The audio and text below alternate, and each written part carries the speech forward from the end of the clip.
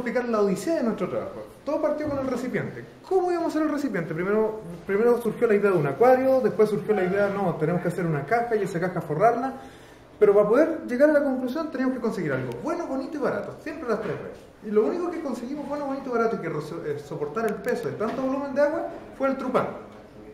Pero el trupán, al ser madera tan fácil de manipular, también es muy delicada de manipular, por lo tanto, ¿cómo nos fijamos que fuera la estructura? La estructura está apuntalada, por lo tanto hay 6 puntas por lado y en la base hay 8 puntas por lado. La idea es que todas las fuerzas que ejerciera el agua adentro no debilitaran nuestro contenedor. También para facilitar la visión, la idea es aquí colocar una escotilla, ¿ya? Esa escotilla les permitiría ver a los que están observando cómo funcionaba el centro de presión y cómo era absorbiera el agua hacia adentro, producto de la fuerza que ejercía esta misma y no se ahogara el tubo.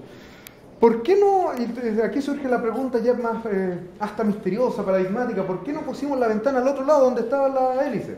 La idea primigenia que nosotros queríamos era que las hélices fueran iluminadas por la misma LED, por energía que ellas mismas produjeran en su LED. Esa era la gracia. Pero al darnos cuenta de que necesitamos demasiada energía, quedó oscura el proyecto. Además necesitamos una pared que soportara las fuerzas para que no se nos desvalijara la caja. Por lo tanto, tuvimos que apuntalar y esta tenía que ser nuestro soporte hacia atrás. Además, por el que ustedes ven 5 tubos acá abajo. ¿Cuál es la función de esos 5 tubos? Como en la pared existe el centro de presión, el diámetro de las aspas es de 11 centímetros y separa de la base de la represa solamente 4 centímetros. Si es que se llegase a llenar de agua eso, se iba a ahogar y las aspas no iban a girar. Por lo tanto, estas son las esclusas o los desagües que nos ayudarían a mantener esto libre de agua. Teniendo listo el contenedor, ahora la parte, lo típico, madera con agua se hincha, se echa a perder el proyecto. ¿Qué hicimos nosotros? Primero que todo, ¿con qué lo podemos impermeabilizar? Como buen químico nos se nos ocurrió glicerina, azufre, una mezcla media rara hasta con queroseno. Pero después decidimos, ¿qué es más simple? Aceite de linaza. Por lo tanto, pintamos todas las paredes con aceite de linaza, 2 capas de aceite de linaza, y eso le da el color cao a la pared.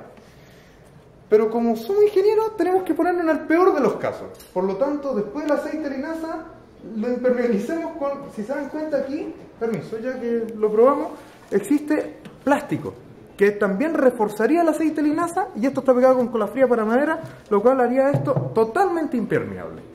No a prueba de goteras, pero impermeable. Ya teniendo el contenedor listo, ahora nos teníamos que fijar cómo iba a ser la pared. Primero que todo nos fijamos de qué manera iba a ser nuestra pared, y tomando en cuenta el volumen que poseíamos, el material que poseíamos y el presupuesto que poseíamos, decidimos hacerla de concreto para asimilar más a una represa real y para poder contener el volumen de agua, que realmente es mucho, por lo menos son 20 litros. Por lo tanto, ¿qué hicimos? Hicimos una pared de concreto, muy resistente, por eso esa era la idea, de un espesor de 8 milímetros. 8 milímetros de espesor. Y uno se imagina, si tiene 8 milímetros de espesor, ¿cómo iba a soportar las fuerzas que fueran aplicadas a ella? La gracia es que si nos damos cuenta aquí, en la madera está marcado un par de líneas. ¿Cuál es la función de esas líneas? Esas líneas tienen puntas cruzadas alrededor. Eso a los 2 lados de la madera, lo cual nos ayuda a hacer un esqueleto de alambre que soportaría todo el peso de la compuerta y nos ayudaría a mantener las fuerzas que dentro se ejercieran. Teniendo en cuenta esto, el recipiente y la compuerta, nos faltaba ahora lo más importante: cómo hacer pasar el agua de una cavidad a la otra cavidad. Si nos damos cuenta acá adentro, esto es todo desmontable. ¿Cuál es la gracia aquí? Estos son tubos de PVC de 20 milímetros, ¿ya? Y este es un portatubo de PVC de 20 milímetros, o sea, cae el tubo a perfección y no se pierde nada y es movible. Eso nos ayudó a mantener la estabilidad, la facilidad y la practicidad de nuestra represa. Ahora le vamos a explicar cuál es la función de esta represa. Bueno, la función, nosotros al principio creíamos que era encender una ampolleta, con eso estamos bien, pero después nos dimos cuenta que ese no era nuestro objetivo, sino que nuestro objetivo de verdad era poder generar energía. Al principio probamos con cada motor prendiendo un solo LED, pero nos dimos cuenta que la energía que producía solo un motor no era necesaria para prender un LED. Así que al final lo conectamos de varias formas, lo conectamos en paralelo, y aquí al final en serie fue la respuesta, porque ahí se nos pudo encender un poco el LED, que era como la representación de lo que nosotros buscábamos. Y bueno, los cables que están unidos al motor fueron soldados con cautín, después fueron impermeabilizados con scotch para que no se mojara cuando se aplica el agua con la hélice. Y bueno, eso sería lo más general sobre la electricidad. Voy a decir un poco la anécdota que nos pasaron durante las pruebas. La primera, esta semana fue la semana de prueba de este prototipo de represa. La primera vez que la llenamos todavía no teníamos las turbinas puestas, entonces queríamos saber si nuestra pared de concreto resistía el agua. Entonces lo que hicimos fue tapar las compuertas de acá con unos corchos. Después llenamos el agua hasta lo máximo que se podía. Dijimos, ya está resistiendo muy bien. Y empezamos a sacar los corchos de a poco para ver si resistía el empuje del agua. Ya iba todo bien hasta que le dije a mi compañero Javier, mira, se está filtrando el agua por el acrílico. Me dijo, no es nada. Y va como a la mitad y sale toda la tapa de atrás y mi compañero quedó todo mojado. Esa fue la primera anécdota que nos pasó. Después fue que tuvimos que colocar estos soportes de metal para que el acrílico no se saliera, tapar la orilla con silicona de baño. La otra anécdota que nos pasó es que después teníamos unas compuertas al principio que no nos sirvieron, que el agua se filtraba por todos lados, al final no podíamos llenar, ni siquiera podíamos llenarla, y entonces volvimos a los corchos que teníamos al principio.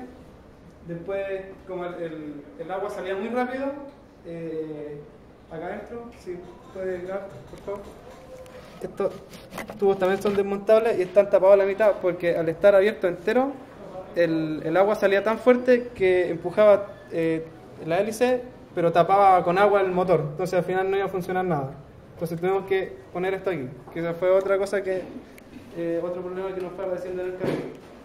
Después, al principio teníamos unos desagües pequeños que están aquí en la orilla, que están tapados en estos momentos, que al probarla como sexta vez, solamente con agua sin turbina, la llenamos y se la llenó este lado completo, entonces quedó tapado en todo. Entonces tuvimos que pensar otra cosa para que el agua saliera más rápido. Entonces pusimos estos 5 tubos acá adelante como desagüe. Y hay la hélice. Aquí hay una hélice. Y esta hélice, al principio no sabíamos cómo hacer algo que chocara con el agua y pudiera girar el motor. Y cuando fuimos a comprar las maderas, íbamos pasando por la sección de baño y vimos la gomita y se nos ocurrió de inmediato. Estas gomitas que se encuentran aquí, que son para la llave del lavamanos. Y eso. Y pintamos abajo para que se vea más lindo, como mar. Y ahora, como ingenieros, proyecto, como trabajo, como estudiante, ¿cuál es la opinión de ustedes? Bueno, por mi parte encuentro que fue una experiencia realmente apasionante. Nos enseñó a llevar a la práctica una cantidad de cosas que ocupamos diariamente y que nosotros no imaginamos para qué realmente sirven. Nos enseñó también el compañerismo a lo cual podemos llegar y cuánto podemos depender del otro y cuánto en grupo podemos trabajar. Y más que nada, demostrarnos cómo algo tan simple y la simpleza de las cosas que uno tiene en casa pueden llegar a formar algo tan complejo como era esta represa. Además que fue demasiado entretenido hacer la represa, lo pasamos súper bien haciendo. Nos tomó un mes hacer todo este invento, pero que al final igual nos resultó. Y yo creo que aprendimos a trabajar en equipo. ¿Y qué les parece a ustedes que esto en alumnos de primer año se esté haciendo? Está súper bien. Realmente es una iniciativa que vale mucho la pena, ya que uno llega al laboratorio, hace un práctico y como el nombre lo dice, lo tiene que practicar. Y no existe otra instancia en la vida para poder practicarlo. Y es importante que desde el primer año se esté fortificando esas bases para poder ser un íntegro profesional. Así uno después va aprendiendo con el tiempo, según la experiencia, no tarde, después en tercer año, cuarto año, ya uno tiene que hacer el invento que le den a uno a crear, tiene que estar perfecto de inmediato. Entonces, de primer año es mejor porque así uno se puede ir equivocando en el camino. ¿Y eso?